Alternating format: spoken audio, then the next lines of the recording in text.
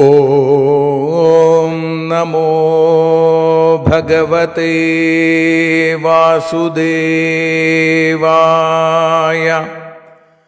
ഓം നമോ ഭഗവതേ വാതനാഥായ. ഓം നമോ ഭഗവതേ നാരായണായ.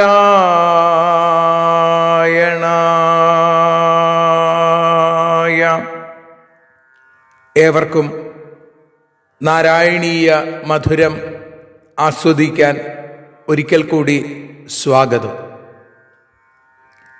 മൂകം കരോതി വാചാലം പങ്കും ലംഘയതേ ഗിരിം യൽകൃപാതമഹം വന്ദേ പരമാനന്ദമാധവം. അഖിലാനപരാധാന്മേ ക്ഷമസ്വ കരുണാനിധേ പ്രസീദ മൽഗുരോ നാഥ ജനകായ നമോ നമഃ. അഖിലാനപരാധാന്മേ ക്ഷമസ്വ കരുണാംബുധേ പ്രസീദ മൽപ്രിയേ നാഥേ മാതൃരൂപേ നമോസ്തുതേ. സദാശിവസമാരംഭാം ശങ്കരാചാര്യമധ്യമാം അസ്മദാചാര്യപര്യന്താം വന്ദേ ഗുരുപരമ്പരാം. നാരായണീയത്തെ പറഞ്ഞിടുമ്പോൾ നാരായണാഖ്യനെ നമിച്ചിടുന്നു. നാരായണൻ വായുപുരത്തിലീശൻ നാവിൽ നിറഞ്ഞെന്നെ തുണച്ചിടേണേ. മോക്ഷക്കടൽ ഭാഗവതം പ്രസിദ്ധം മെല്ലെ കടഞ്ഞു നവനീതമഹോ ലഭിച്ചു. മന്നിൽ നരന്നു ഹരിഭക്തി ലഭിക്കുവാനായി മേൽപുത്തുരേക്ക് സദയം ശുഭ സ്തോത്രകാവ്യം.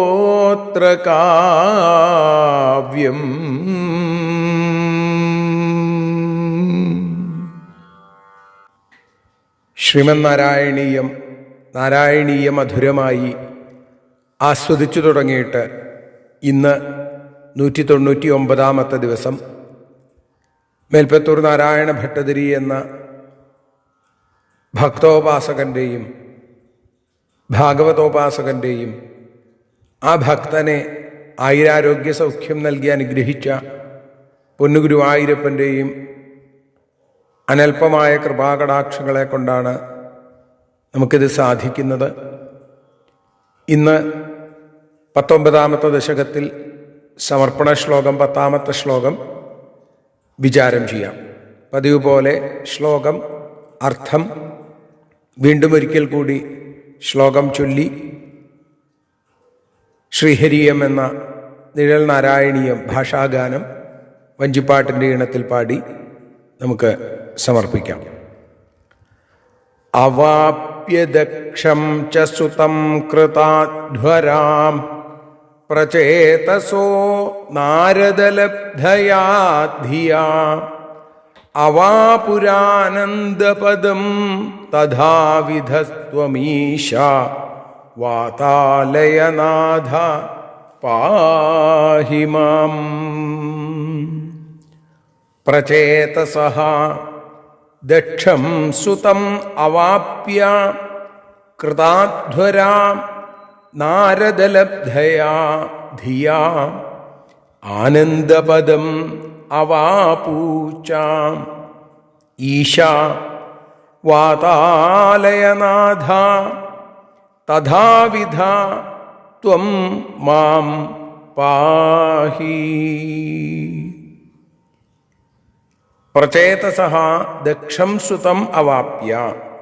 പ്രചേതസ്സുകൾ ദക്ഷൻ എന്ന പുത്രനെ ലഭിച്ചതിനു ശേഷം, പ്രാചേതസ ദക്ഷൻ എന്ന് അദ്ദേഹത്തെ വിളിക്കാറുണ്ട്. നമ്മൾ ദക്ഷയാഗത്തിൽ കണ്ട ബ്രഹ്മപുത്രനായ അതേ ദക്ഷൻ തന്നെയാണത്രേ പിന്നീട് പ്രചേതസ്സുകളുടെ പുത്രനായി ദക്ഷനായി പിറന്നത് എന്നും മറ്റു ചിലയിടങ്ങളിൽ നമുക്ക് കാണാനായിട്ട് സാധിക്കുന്നു. അങ്ങനെ ആ ഉണ്ണിയെ ലഭിച്ചതിന് ശേഷം കൃതാധ്വരാ, യാഗങ്ങളൊക്കെ ചെയ്തു. അവര് ഗൃഹസ്ഥാശ്രമം സ്വീകരിച്ചു കഴിഞ്ഞാൽ ഗൃഹസ്ഥാശ്രമം യാഗം ചെയ്യുക, അത് വളരെ പ്രധാനമാണ്. അപ്പോൾ യജ്ഞങ്ങളൊക്കെ ചെയ്തു. അപ്പോൾ ആദ്യം വിദ്യാഭ്യാസത്തിലൂടെ നമുക്ക് ആ ഋഷികടത്തെയും തുടർന്ന് പുത്രോത്പാദനത്തിലൂടെ പിതൃകടത്തെയും യജ്ഞങ്ങളിലൂടെ ദേവകടത്തെയും തീർക്കുക എന്നാണ്. അപ്പം ഇത് മൂന്നും തീർന്നു. അങ്ങനെ പിന്നീട് അവര് നാരദലബ്ധയാ ധിയ, നാരദനിൽ നിന്ന് ലഭിച്ച ആ ബുദ്ധി കൊണ്ട്, ആ വിജ്ഞാനം കൊണ്ട്, അറിവുകൊണ്ട്, ശ്രേഷ്ഠമായ ജ്ഞാനം കൊണ്ട് ആനന്ദപദം അവാപു. ആനന്ദപദം, നിത്യാനന്ദത്തിന്റെ പദം ഏതാ? അതാണ് മോക്ഷം. മോക്ഷം പ്രാപിച്ചു. അവാപൂച്ച ഈശ, ഗുരുവായൂരപ്പ, ഈശ്വര, വാതാലയനാഥ, തഥാവിധ ത്വം മാം പാഹി, അപ്രകാരമുള്ള അവിടുന്ന് അടിയനെയും രക്ഷിക്കണേ എന്നാണ്. അങ്ങനെ പ്രചേതസ്സുകൾക്കുണ്ടായ പുത്രൻ ദക്ഷൻ. ദക്ഷന് യൗവനമായപ്പോഴാണ് ആ പുത്രനെ പത്നിയുടെ സംരക്ഷണം ഏൽപ്പിച്ച്, വാർക്ഷി അല്ലെങ്കിൽ മാരീഷ, ആ തങ്ങളുടെ പത്നിയെ പുത്രനെ ഏൽപ്പിച്ച് അതിനുശേഷം അവരിതാ വീണ്ടും കാട്ടിലേക്ക് പോയി. കാട്ടിൽ പോയി അവര് ഈ ഗാർഹസ്ഥ ജീവിതം അനുഭവിച്ചതുകൊണ്ട് അവർക്ക് ആത്മീയമായ ചിന്തകളിൽ നിന്ന് ഒന്ന് വിട്ടു നിൽക്കേണ്ടി വന്നു കുറച്ചു കാലം, ഇല്ലേ? അതുകൊണ്ട് തന്നെ അവരതൊക്കെ മറന്നുപോയി എന്നാണ്. ഈ സമയത്ത് ആ നാരദ മഹർഷി വന്ന് അധ്യാത്മജ്ഞാനം പകർന്നുകൊടുത്തു. ഭഗവത് ഐക്യരൂപം ആയിരിക്കുന്ന മുക്തിയെ അവർക്ക് നേടാനായിട്ട് സാധിച്ചു. ഈ സന്ദർഭത്തിലാണ് ഭാഗവതത്തിൽ നാരദന്റെ ആത്മതത്വോപദേശം പുരഞ്ജനോപാഖ്യാനം എന്ന രീതിയിൽ നമ്മൾ കേട്ടിട്ടുള്ളത്. എന്നാൽ അതിനെ ഇവിടെ പട്ടേരിപ്പാട് പുരഞ്ജനോപാഖ്യാനത്തെ പറയണില്ല. നാരദനിൽ നിന്ന് ലഭിച്ച വിജ്ഞാനം കൊണ്ട് എന്ന് മാത്രം പറഞ്ഞ് ആ ഭാഗത്തെ അവിടെ ഉപസംഹരിക്കുകയാണ്. നമുക്കും ഒരിക്കൽ കൂടി ആ ശ്ലോകം ചൊല്ലി അതിൻ്റെ ഭാഷാഗാനം പാടി സമർപ്പിക്കാം. അവാപ്യ ദക്ഷം ച സുതം കൃതാധ്വരാം പ്രചേതസോ നാരദലബ്ധയാ ധിയാ അവാപുരാനന്ദപദം തഥാവിധത്വമീശ വാതാലയനാഥ പാഹി മാം.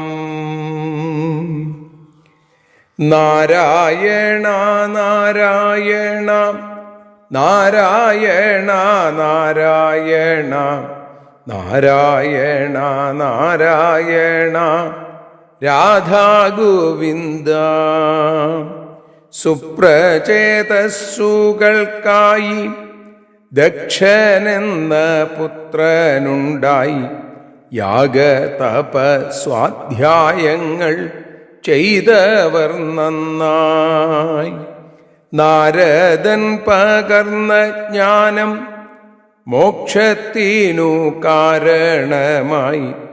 നാരായണ എന്നെ എന്നും രക്ഷിക്കണമേ.